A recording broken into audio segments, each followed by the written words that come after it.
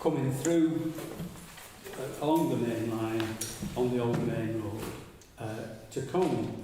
And the County Council have replaced all the bus shelters on that route, with the exception of the prime site ones that are in Cone. I think there's one outside of the Muni, there's one up in the town centre at Farm Foods. But that work stopped at Oak Street at Cone. So Oak Street in Cone on Skipton Road was the last bus shelter that was taken on by the County Council. Cone Town Council signed an agreement with the County Council transferring the responsibility and the ownership of those bus shelters, and the County Council took it on. Now, I mean, I've been beavering away at this from two angles.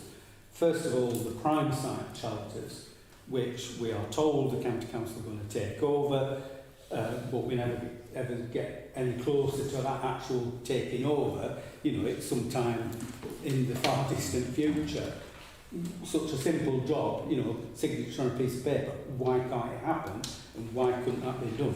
Because the prime site shelters are an absolute disgrace. They're just, you know, going to rack and ruin. And I mentioned to Mr. Walker before the meeting started about some rubbish that had been accumulating in the yard at Barnoldswick, part of which is part of a prime site bus shelter that, you know, has been retrieved off the roadside and put in there for safekeeping. So why on earth can't the County Council deal with that? But bigger still is the issue of all the rest of the shelters, where Culbrook and South Parish Council, Airby Town Council, Salterford Parish Council and Barnoldswick Town Council are responsible for some shelters that on the same route elsewhere in Pendle, the County Council have taken back that responsibility. So like council taxpayers in West Craven are paying to the County Council for them to look after bus shelters, but they're also having to pay to each respective parish and town council for the town and parish councils to look after bus shelters. Now that's double taxation. Why should people in West Craven be paying twice for that service? And as a matter of principle, I think if the County Council are taking on the bus shelters on what were quality bus routes, then they ought to be doing the same throughout the whole of the patch and not stopping at Oak Street in Cone. And if you look at the list here, there's a couple in Barnoldswick which are on Coates Estate, Coates Avenue and Kirksville Drive. Not on the quality bus route, it's on the town circular. Fair Dinkum, Town Council will continue to have to look after them. The top two, Station Road and Fernley Avenue, we've got bespoke shelters, award-winning shelters, which are beautifully decorated with the floral displays at the moment. And I dare say the Town Council would prefer to keep them under their wing rather than have the County Council come along and put in a cheap and shoddy replacement. But if you look at the rest of them, and I'm talking about Barnoldswick, they're all on major bus routes, either the 280 that plies between Preston and Skipton, or the Whiz that plies between, well, let's say Manchester and Skipton, but it's Burnley and Skipton really. So we've got opposite Richmond Road, and then the three on Skipton Road, which, if they were in Cone, the County Council would have taken them over. Looking at the ones in Airby, Victoria Road bus station, again, special case, but then we've got Cone Road, we've got the two there, and we've got the two on Northland, on Salterford Road. and in Culbrook and Suff, all of those should really be the county council taking them over. They're all on the quality bus route, and similarly in Salterford, they should all be taken over by the county council.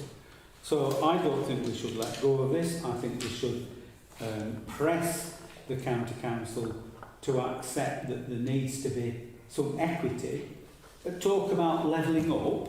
Let's level up the inequity between West Craven and the rest of Pendle.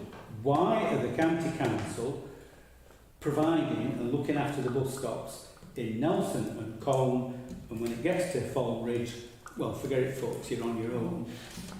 Goes back to the £600,000 for play areas. So, you know, oh, there's £600,000 for play areas in Pendle. No, there's £600,000 for play areas in Nelson. Well, it's about time we had a fair share and a fair crack of the whip. And I think that those bus shelters should be treated in exactly the same way as the bus shelters are treated elsewhere in the borough and elsewhere in the county council, and the county council should take the responsibility, the cost of running those shelters from the parish and town councils, and do what they've done elsewhere in the county and look after them themselves. And as the transport authority, it really should be their responsibility, and they should get on with it. So, in addition to the previous proposal, I would move that we strongly request, for the reasons I've just elaborated, that the county council do accept responsibility for these shelters on what were quality bus routes, and that in the way that they've been replaced elsewhere in the county and within Pendle, that they do the same here in West Craven. Yeah, Councillor. Yeah, correct me if we're wrong, but I think we've done it twice. We agreed to this in the past. We've had letters sent in the past. And I think the purpose of this was on the background of exactly what's just been said, that the takeover of the bus shelters by LCC should be completed throughout the length of its operation. Why should it stop there? We've already done it, unless that's not the case. But we did. In fact, we had a debate about it, and it was unanimous that we should write to LCC and ask that this be carried out. And there's a section here. What is missing is the response, the total response.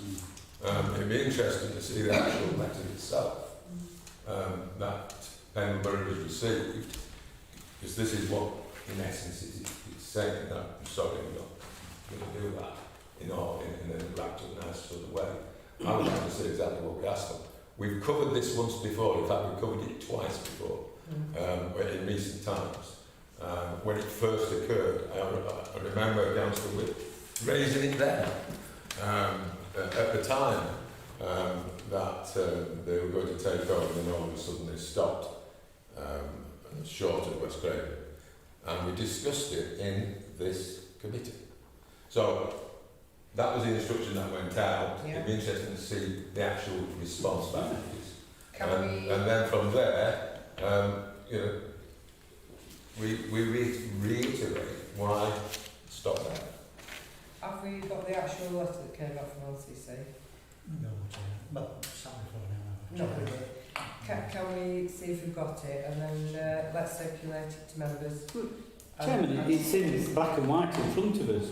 It's not the letter, Councillor. Well, no, it's in italics on page 2 of the report, and it says, with regards to shelters elsewhere in the West Craven area, we are currently not, well, but Councillor Goldthorpe apparently can't read. No, it's not. It says, with regard to shelters elsewhere in the West Craven area, we are currently not looking at extending particular routes, as was the old approach.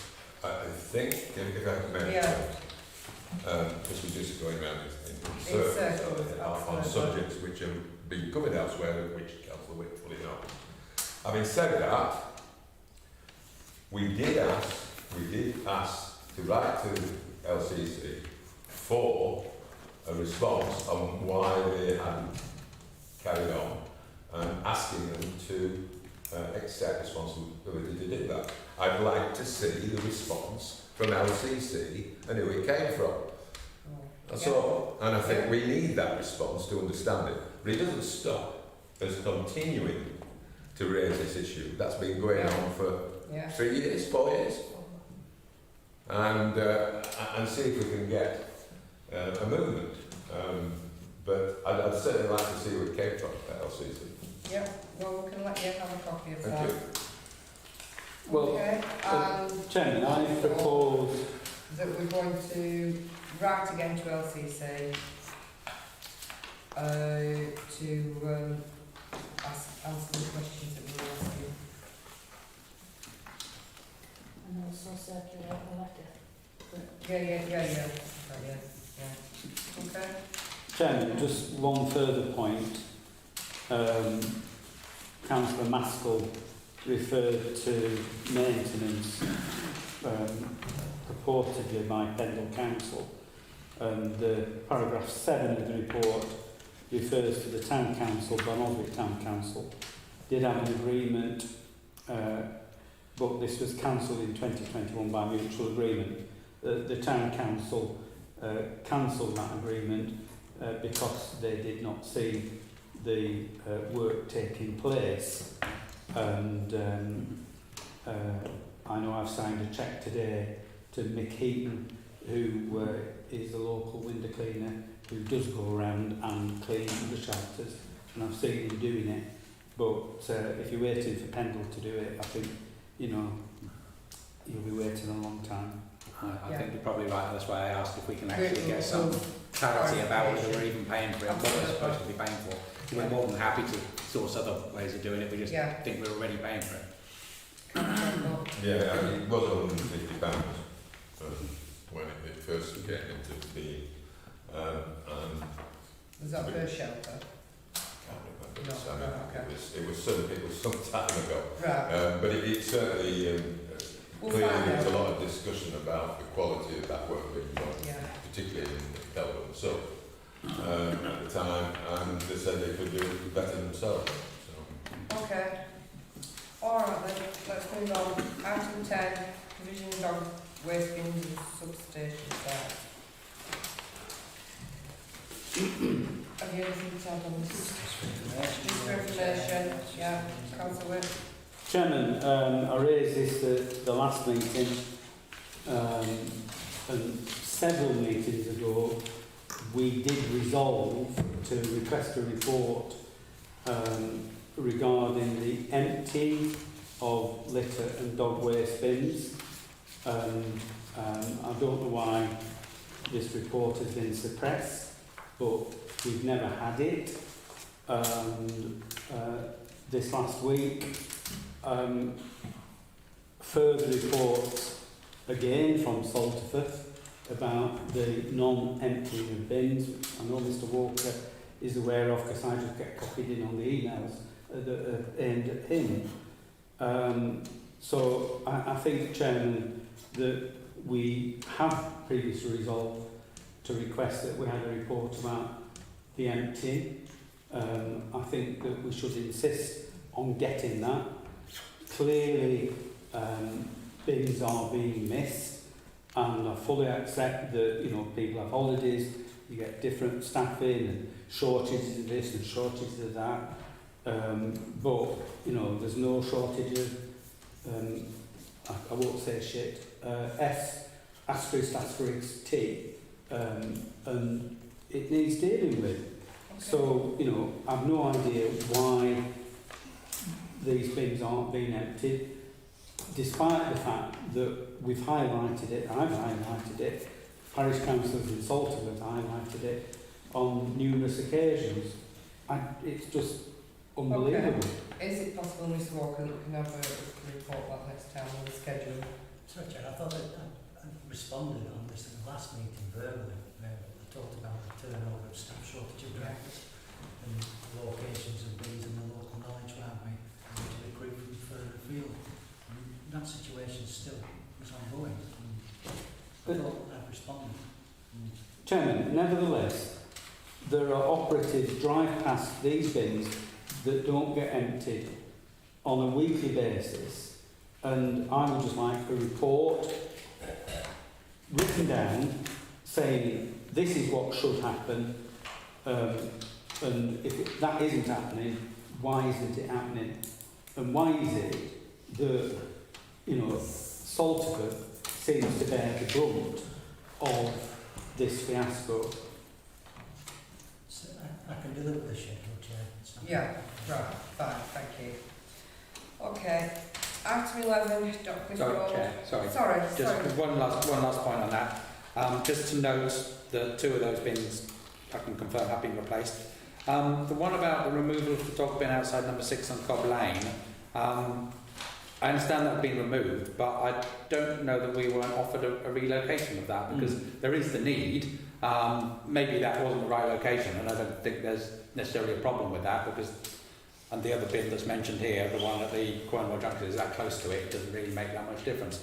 But I think it would have been nice to think about having a relocation of that, because there is definitely a need for more facilities around Calbrook. So is there any chance that rather than it just be removed, we could think about a relocation for it? Yeah, have you got anywhere in mind? Off the top of my head I haven't, because I was just reading through this, but I can certainly take it to Parish Council and see if there's you could, and come back Yeah, to us we with can- where you like we can one. do that. Is that okay? Just email Yeah. the services. Yeah, just email David Walker. Okay, we can do that. Okay. I know that the one on the green's been done and moved, but I think at the same time you mentioned the one as you come into Eden on Ken Road, the one that's where the stone is with the Yeah. getting on. And I'm wondering, is that still the deal, or is we not doing that one? Sorry, Chair, I noticed it on the way, it hasn't moved this evening, so it is still to do. I don't know why it hasn't been done out there. We'll find out for you. Okay. Alright then, let's move on. 11, Dr. Fraud, cross-virgin parking issues. Any comments on this, Paul?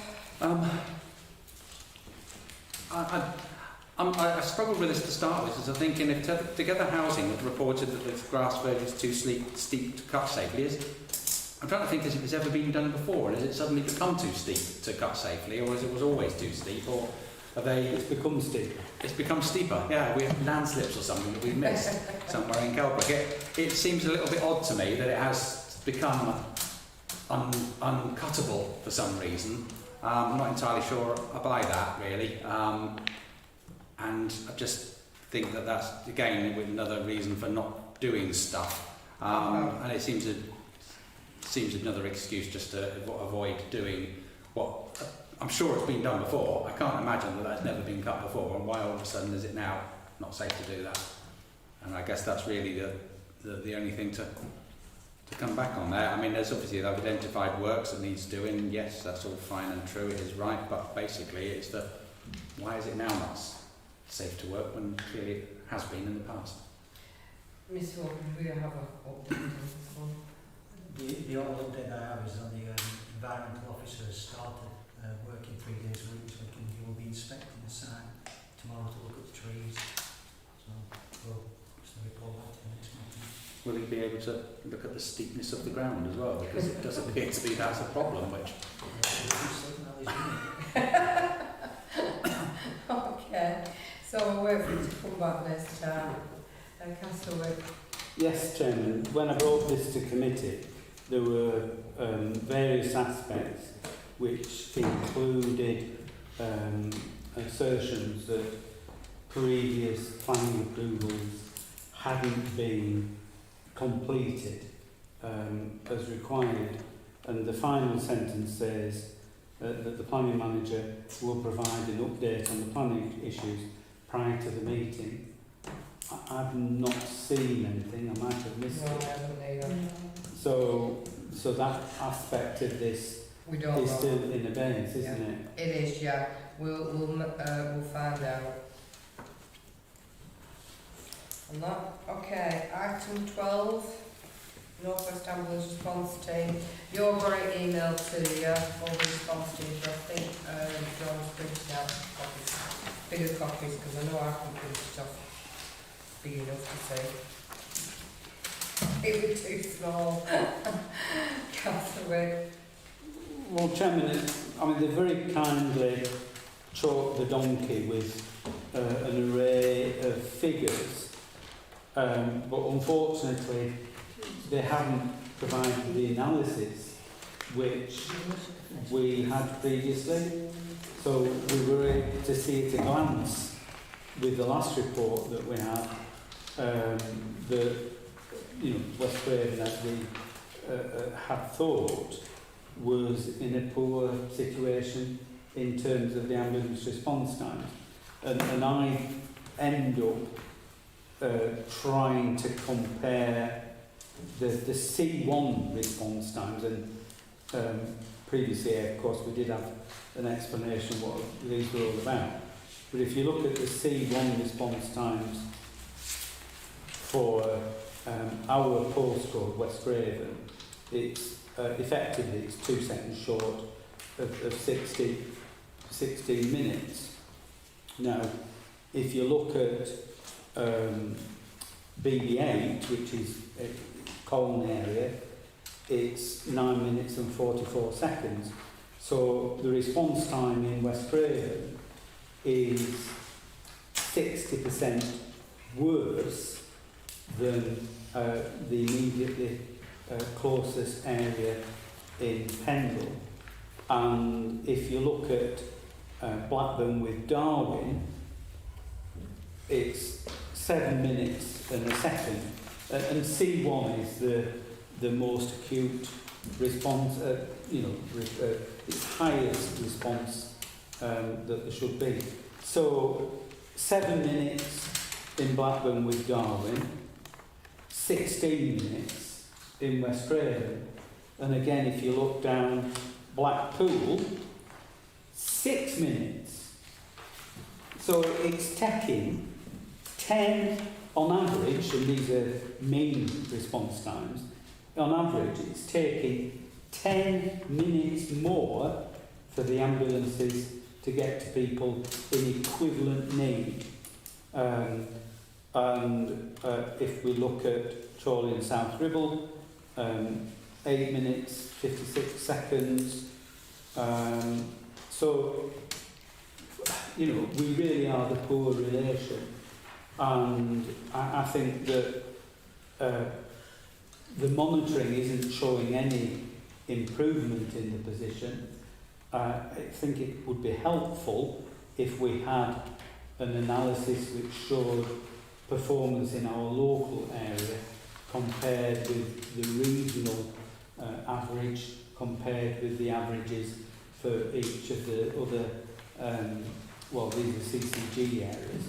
But the bottom, the headline is, and the bottom line, is that the postcode lottery means, you know, you've got to hang on for, on average, an extra 10 minutes if you're stuck with a heart attack or you've stopped breathing in West Craven. So, you know, is the message that we should all move to Blackpool? Because at least you've got more of a fighting chance over there. It really is iniquitous that this is a postcode lottery, and it's time that ambulances in our area were responding just as fast as those over on the Fylde coast. Councillor Gothorpe?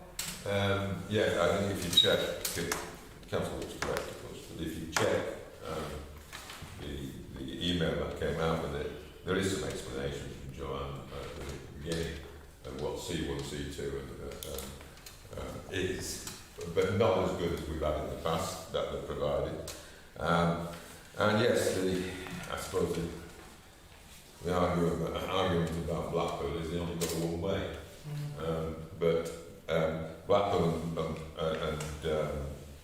Blackburn, if you look at the regional analysis for C1s and C2s, they're number one. We've got the best performance on average, you would suggest, and that is replicated down some of the others. But of course, the numbers game does come into play.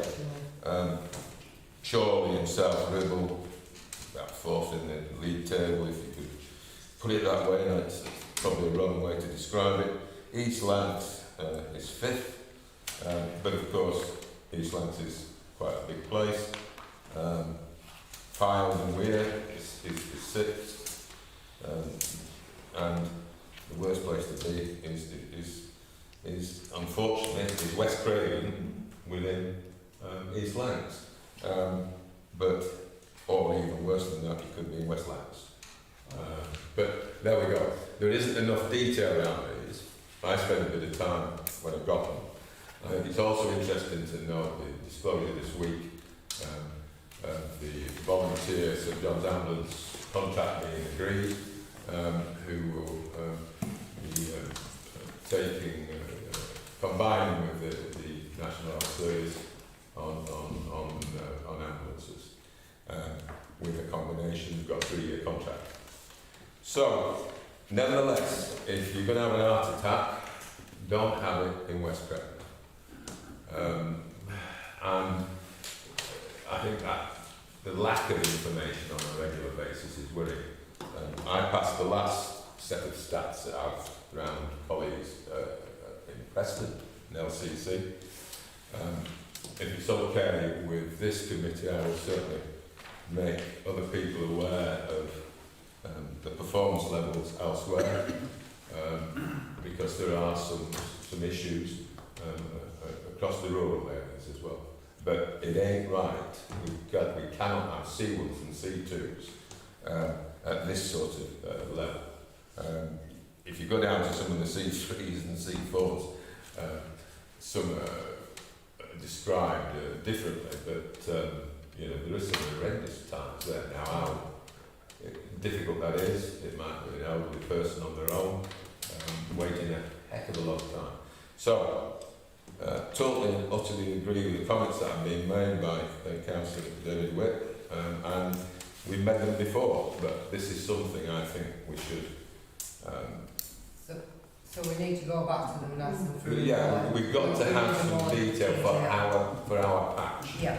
I mean, okay, we parts of Pendle are better off than we are, but certainly West Craven at the end of the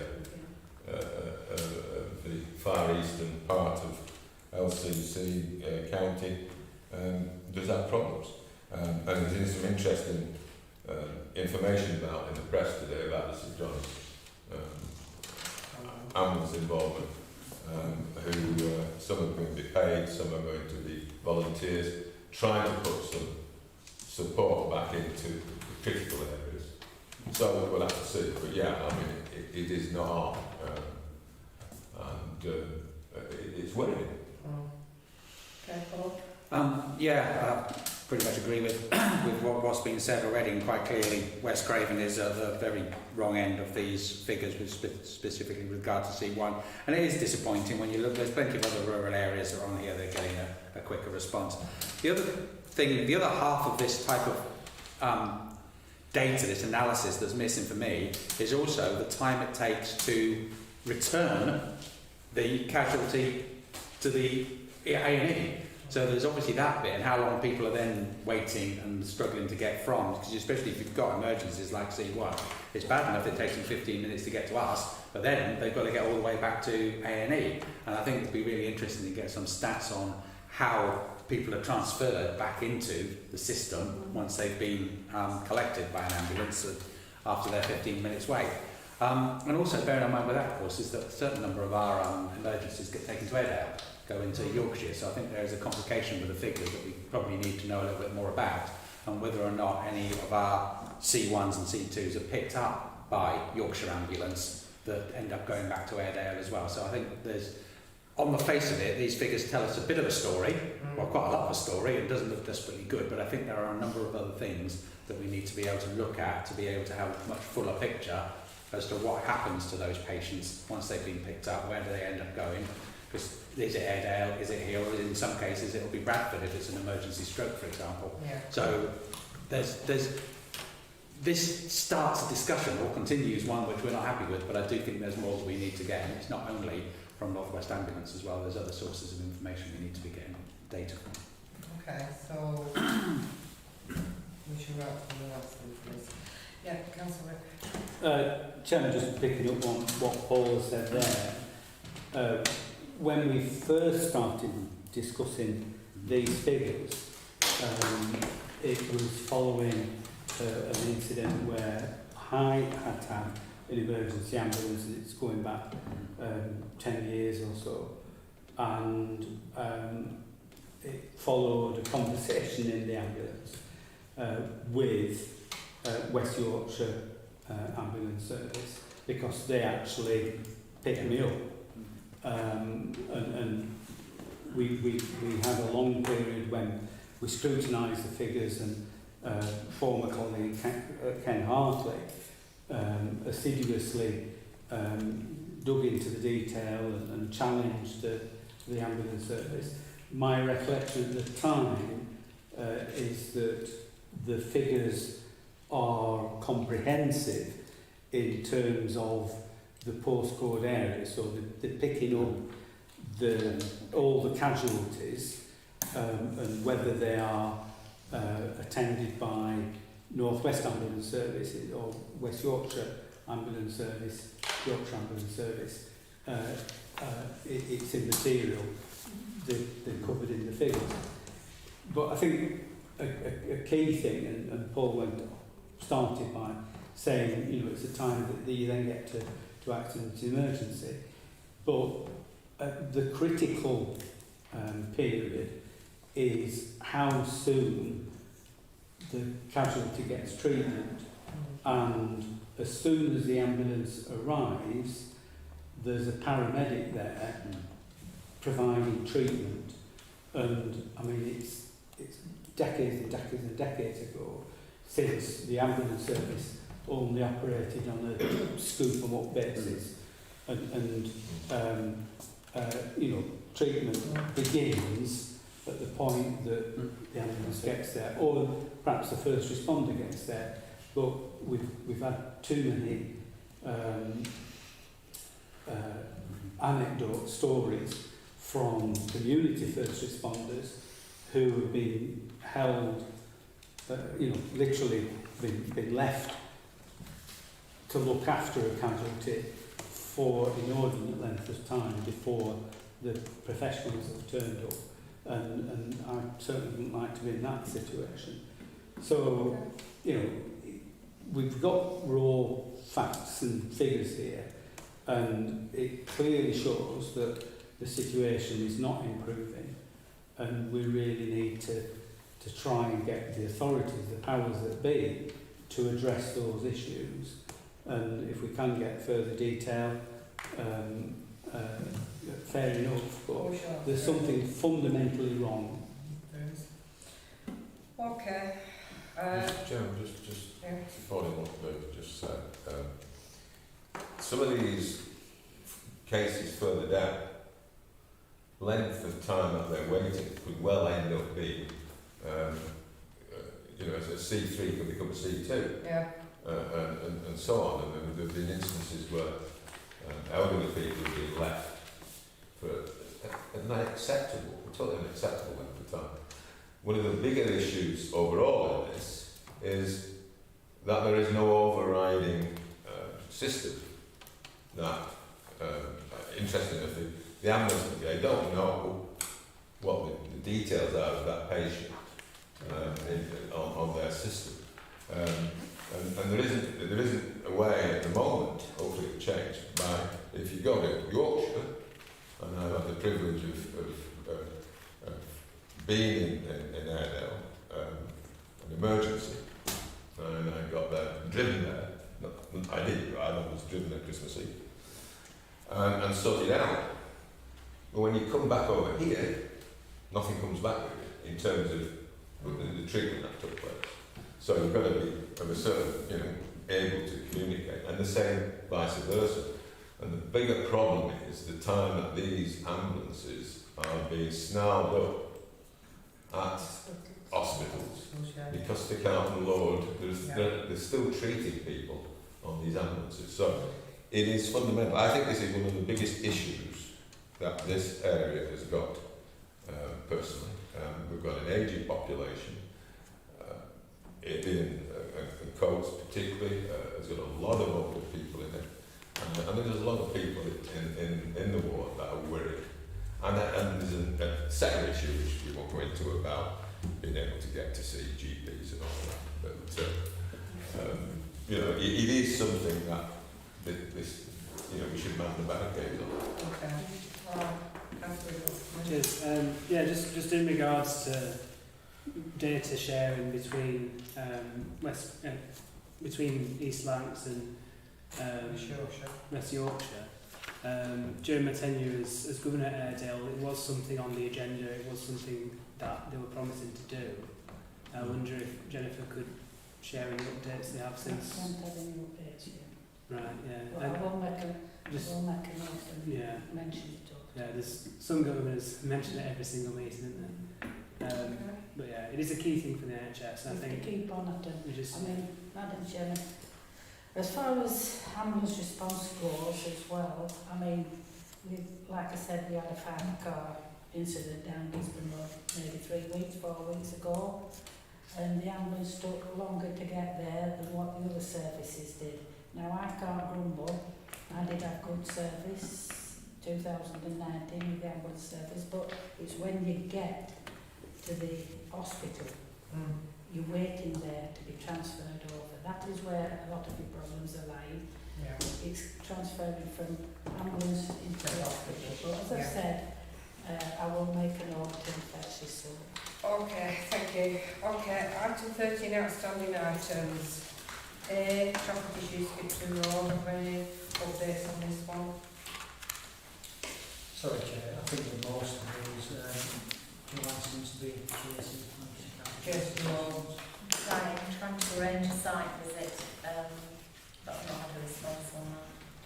There's Right, one that's not mentioned here, a request at the last meeting, I think, for a site visit with Scott Warley, and he wants somebody from LCC to attend with him, so I'm trying to arrange that. right, so the ABCD, they're still all ongoing.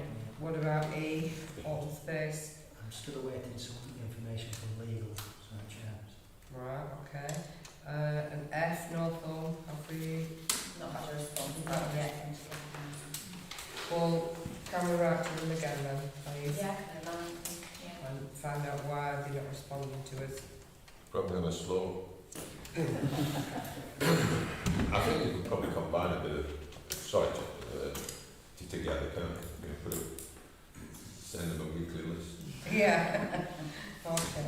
All right then. Right, moving on. Item 14, exclusion of public contracts. All those in favour? Yeah, that's carried. Okay.